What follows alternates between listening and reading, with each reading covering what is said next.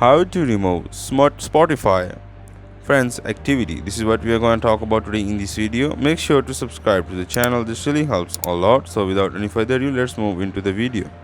First of all, you have to open Spotify on your preferred platform. As you open Spotify on your preferred platform, then you have to go on the profile option. In order to go to the profile option, you have to go on the settings option. As you go to the settings option, then you have to scroll down, and under the display option you have to find another option. So let's find this. Now if you are not able to find the option, then you don't have any friends. But if you have any friends, then under the display option you will be able to find the option that will say that stop showing your friends activity. From there you can stop showing your friends activity. This is all from the video. Make sure to subscribe to the channel.